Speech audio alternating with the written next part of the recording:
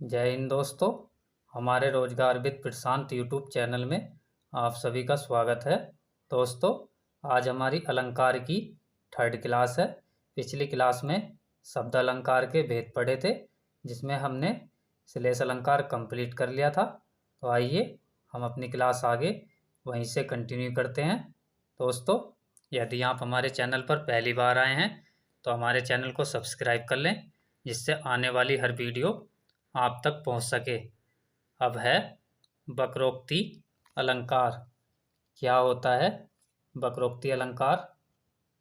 जहां वक्ता द्वारा कहे गए कथन का श्रोता भिन्न अर्थ की कल्पना कर लेता है, वहां वक्रोक्ति अलंकार होता है।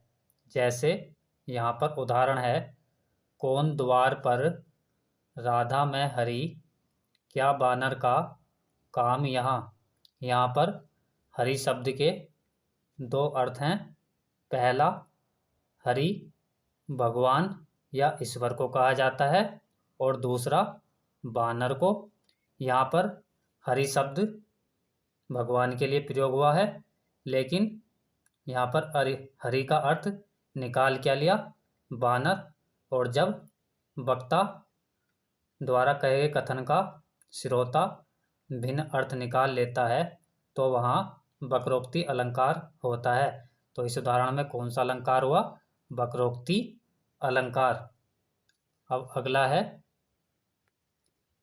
एक कबूतर देख हाथ में, पूछा कहाँ अपर है, उसने कहा अपर कैसा, वह उड़ गया सपर है। यहाँ पर अपर के दो अर्थ हैं। इसमें नीचे लिखा हुआ है, यहाँ पूर्वार्ध में जहांगीर ने दूसरे कबूतर के बारे में पूछने के लिए अपर अर्थात दूसरा शब्द का प्रयोग किया, जबकि उत्तरार्ध में नूरजहां ने अपर का बिना पर का मतलब है पंख वाला अर्थ का उत्तर दिया। तो यहाँ पर भी अपर शब्द का अर्थ कुछ और कहा गया, लेकिन श्रोता ने उसका अर्थ कुछ और समझ लिया। और जब वक्ता द्वारा कहे गए कथन को श्रोता भिन्न अर्थ निकाल ले, तो वहाँ वक्रोक्ति अलंकार होता है। तो इस उदाहरण में भी कौन सा अलंकार हुआ? वक्रोक्ति अलंकार। अब नंबर 3 है, इसमें उसने कहा जाओ मत बैठो यहाँ, मैंने सुना जाओ मत बैठो। तो यहाँ पर भी वक्रोक्ति अलंकार है। अब अगला अलंकार देखते हैं, बीप्सा अलंकार। क्या होता है बीप्सा अलंकार? जहाँ आदर, घबराहट, आश्चर्य, घृणा आदि को प्रदर्शित करने के लिए एक शब्द की अनेक बार आवृत्ति हो, तो वहाँ बीप्सा अलंकार होता है। जैसे यहाँ पर उदाहरण है, हाँ हाँ इन्हें रोकन को टोक न लगावो तुम। तो यहाँ पर हाँ की आवृत्ति हुई है, और जब किसी शब्द की आवृत्ति हो तो वहाँ बीप्सा अलंकार होता है। तो इसमें कौन सा अलंकार हुआ? बीप्सा अलंकार। अब दूसरा उदाहरण है, सुनो सुनो मेरी बात। तो इसमें सुनो सुनो शब्द की आवृत्ति हुई है, तो इसमें भी बीप्सा अलंकार है। फिर अगला उदाहरण है, चल चल यहाँ से। तो यहाँ पर चल चल की आवृत्ति हुई है, तो इसमें भी कौन सा अलंकार हुआ? बीप्सा अलंकार। अब देखते हैं अर्थालंकार। क्या होता है अर्थालंकार? जहाँ अर्थ के कारण काव्य में चमत्कार उत्पन्न हो, वहाँ अर्थालंकार होता है। अर्थालंकार के भेद। अर्थालंकार के अनेक भेद होते हैं। पहला है उपमा अलंकार। क्या होता है उपमा अलंकार?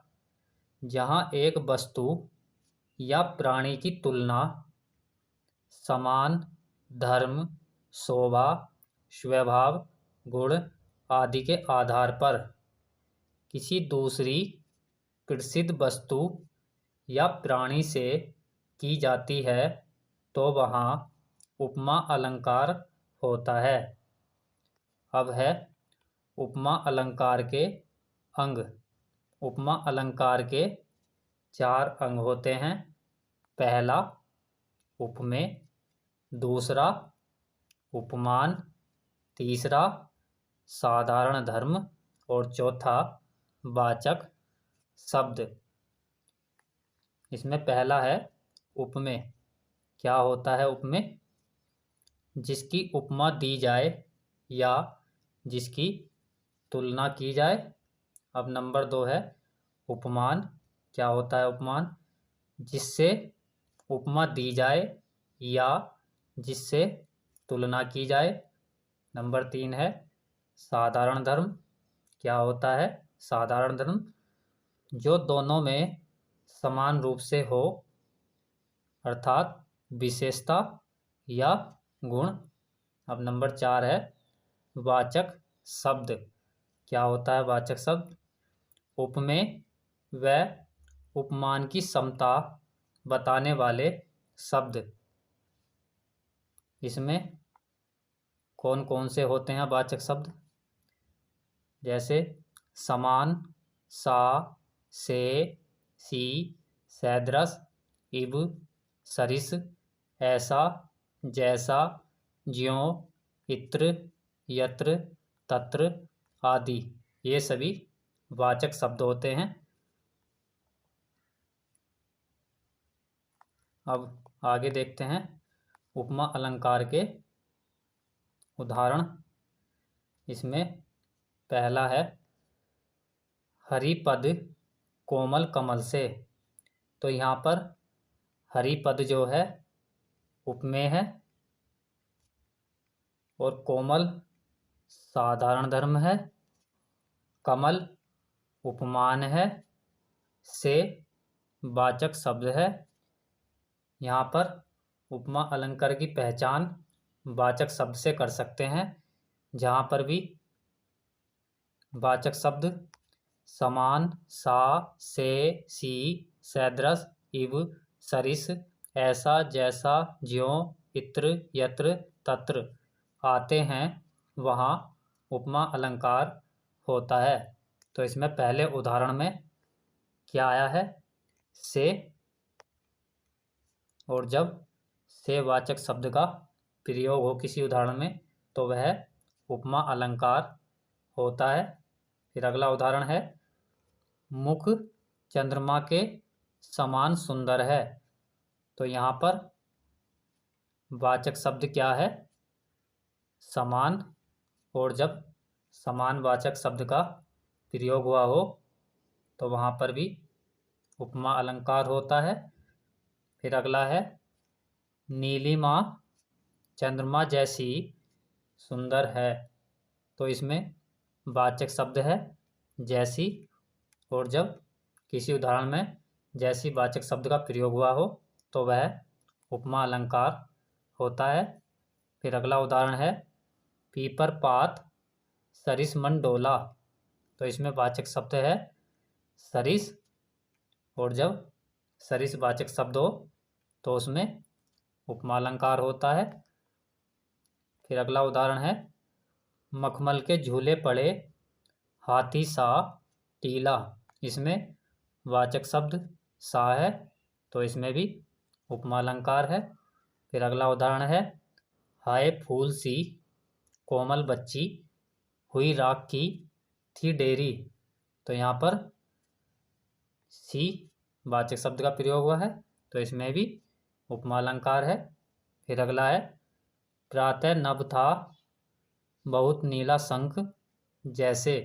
तो यहाँ पर वाचक शब्द है जैसे। और जब किसी उदाहरण में वाचक शब्द जैसे का प्रयोग हुआ हो तो वहाँ उपमा अलंकार होता है। तो उपमा अलंकार के उदाहरणों को वाचक शब्दों के द्वारा पहचान सकते हैं। दोस्तों, आज हम अपनी क्लास यहीं तक रखते हैं। यदि आपको हमारी क्लास अच्छी लगी हो तो क्लास को लाइक, शेयर और कमेंट करके ज़रूर बताएं। धन्यवाद।